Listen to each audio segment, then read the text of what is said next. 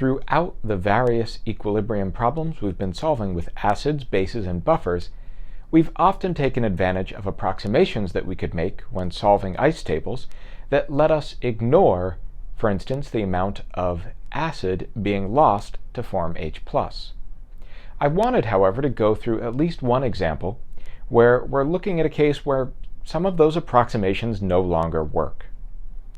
In this case, you can already see from the setup of this problem that some things are likely to cause issues if we make our normal approximations.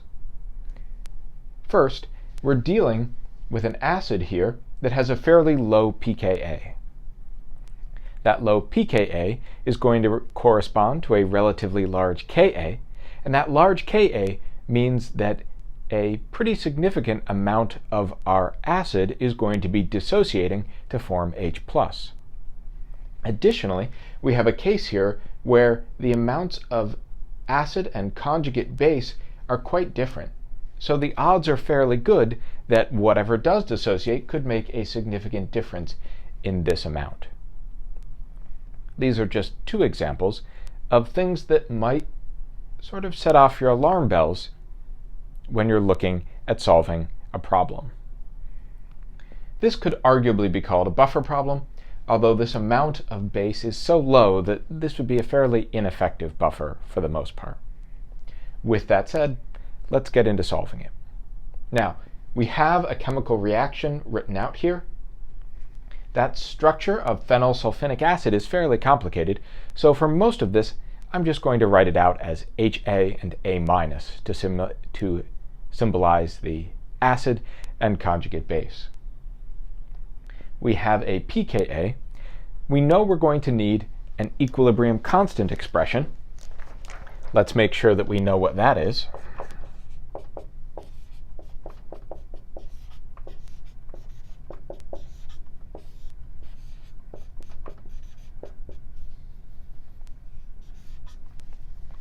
And looking at that equilibrium constant expression, you might also notice that we need Ka, not pKa.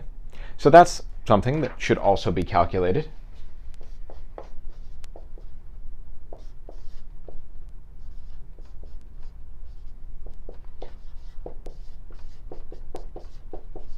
And in this case, it's 5 times 10 to the negative 2. Again, this is relatively large as Ka values go. So, what do we need to do from here?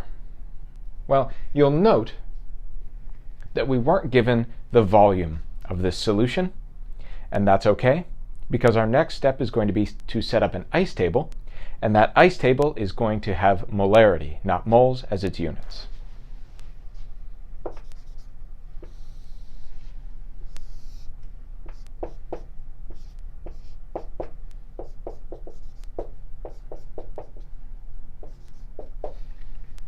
Let's fill in what we know so far.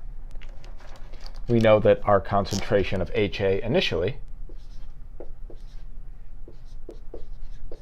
0.0750 molar. Our H plus concentration is 1 times 10 to the negative 7. And our A minus concentration is 0.00100 molar. This is a case where we're determining the pH. That means we're determining the H plus concentration.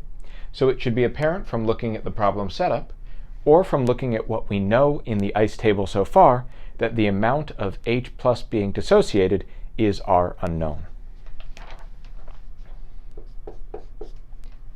We're going to produce the same amount of our conjugate base, and we're going to have to consume the same ratio of our acid. That means that at equilibrium, our concentrations will be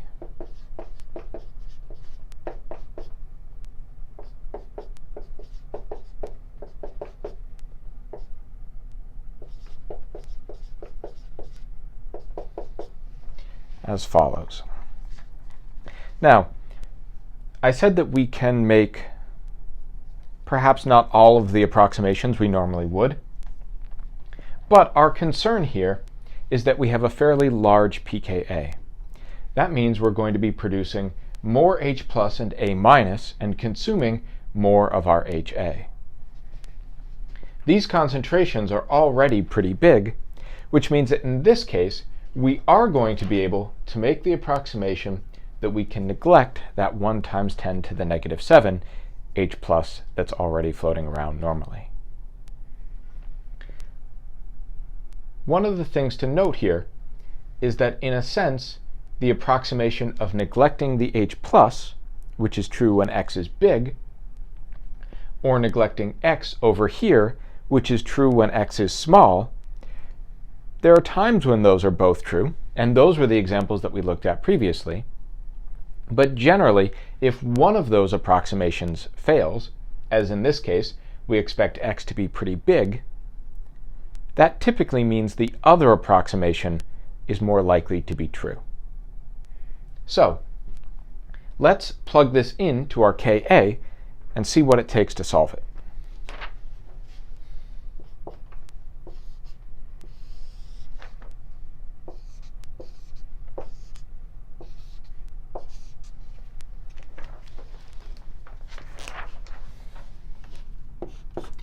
Again, we are approximating that our H plus concentration is just x.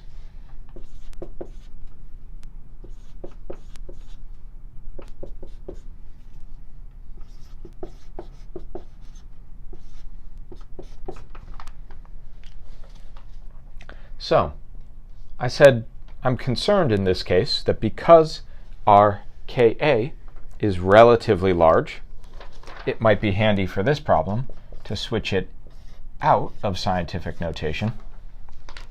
Because our Ka is fairly large, I'm concerned that we really can't make any further approximations here. That means we're going to need to solve this as a quadratic equation. So, to do that, we need to start by simplifying it. I'm going to begin by multiplying both sides by 0.0750 minus x. The result, if I do that, will be the expression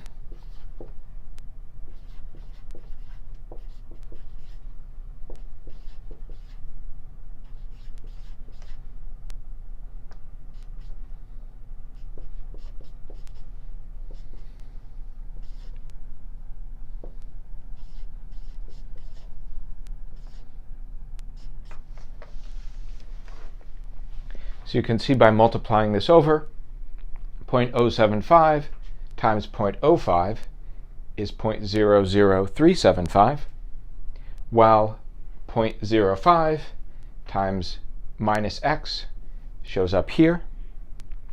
At the same time, I distributed this x through to give us this side of the equation. We can now rearrange this equation to form something that can be put into the quadratic formula.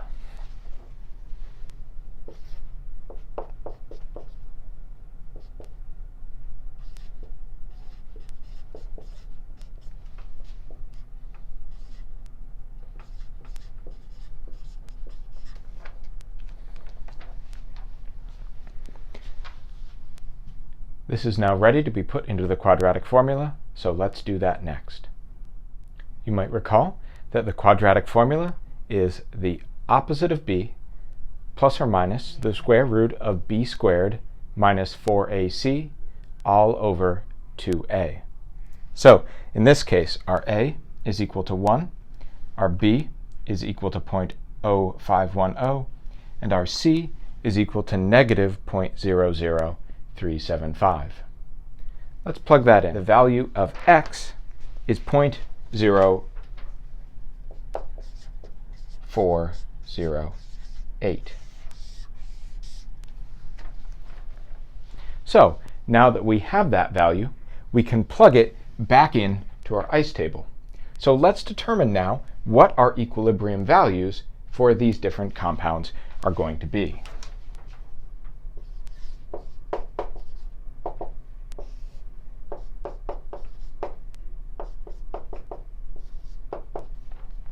Our HA is going to be 0.0750 minus 0.0408.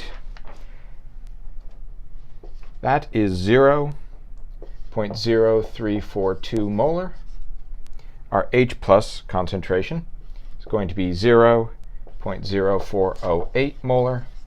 And our A minus concentration is going to be 0.0418 molar. The important thing that I want to point out here is that a really, really large amount of our acid was indeed dissociated. The approximation that that amount was small would have been incorrect. So this was a case where we really did need to use the quadratic formula. So there's one last step to do to be done. We need to determine our pH. That just means taking the negative log of that.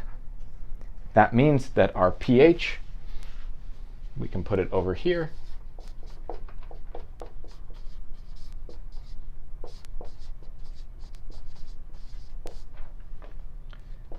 that pH is going to be 1.389. So we can see that this turns out to be a fairly acidic solution, which makes sense given that we had a fairly large Ka and a fairly small pKa.